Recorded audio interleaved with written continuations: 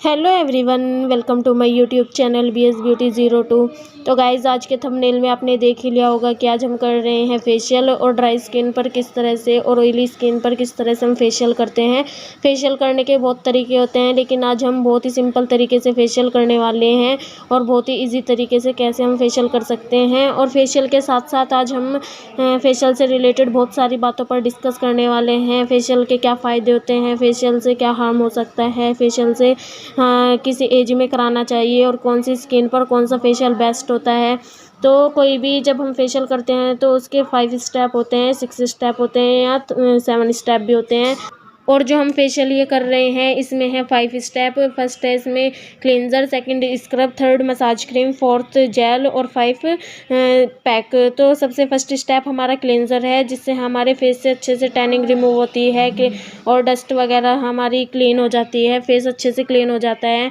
तो सबसे first step हमारा गर्दन से शुरू होकर लास्ट फोरहेड तक और पूरे फेस को कवर करने का होता है। सबसे पहले फिंगर की हेल्प से आपको गर्दन पर करना है, फिर आपको चिन पर इस तरह से करना है, क्रॉस करके चिन पर और अपर लिप पर हम इस तरह स्टेप करेंगे। फिर हमें गालों पर करना है, राउंड करके इस तरह से क्रॉस करके करेंगे। और उसके बाद हम नोज़ वाला स्टेप करते हैं। इस तरह हम दोनों तरफ इक्वल स्टेप करेंगे। और जब भी हम कोई स्टेप करते हैं तो उसको एक जगह कंटिन्यू नहीं करना है, इससे थोड़ा सा सांस लेने में प्रॉब्लम होती है।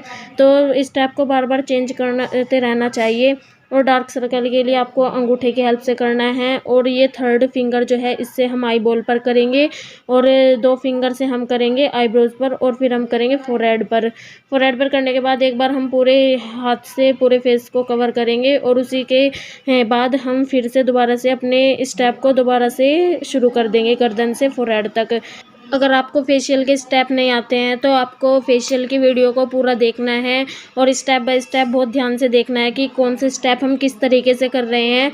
अगर आपको फेशियल करना सीखना है तो आपको करने से और देखने से ज़्यादा आएगा। तो आपको पहले वीडियो को देखना है और फिर उसके बाद करके देखना है, तभी आपको क्लियर हो पाएंगे पॉइंट।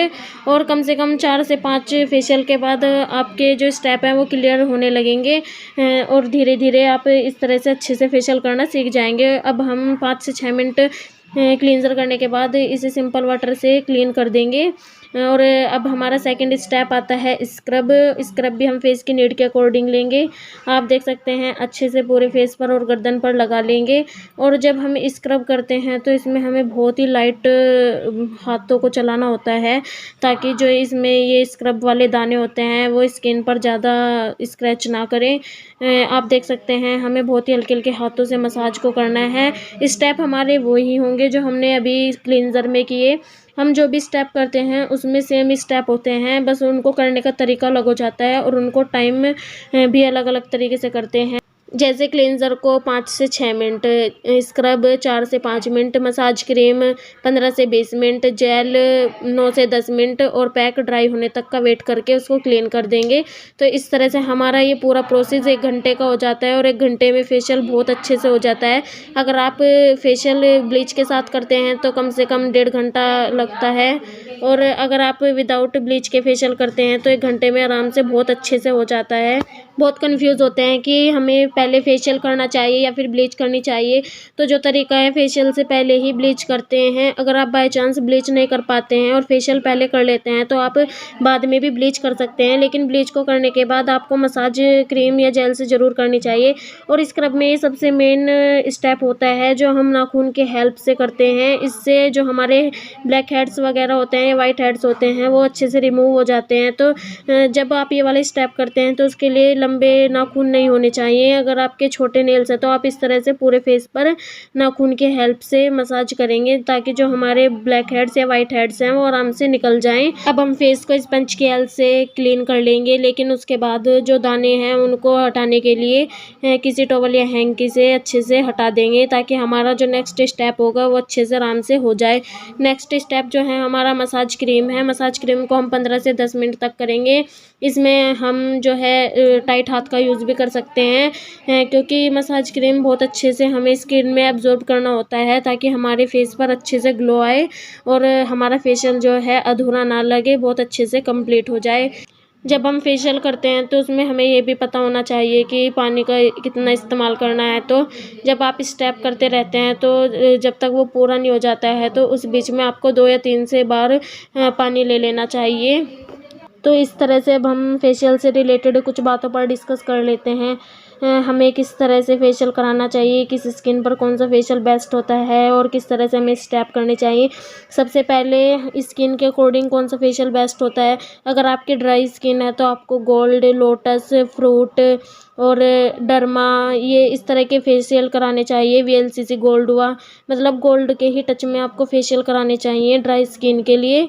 अगर आपकी बहुत ही ज़्यादा ड्राई स्किन है तो आप उसमें विटामिन ई का कैप्सूल भी मिला सकते हैं। इससे जो हमारी ड्राइनेस होती है वो कम हो जाती है। अगर आपकी बहुत ही ज़्यादा ऑयली स्किन है तो उसके लिए आपके लिए फेशियल बेस्ट होगा D10 हुआ, डायमंड हुआ और वीएलसीसी डायमंड हुआ, फ्रूट हुआ।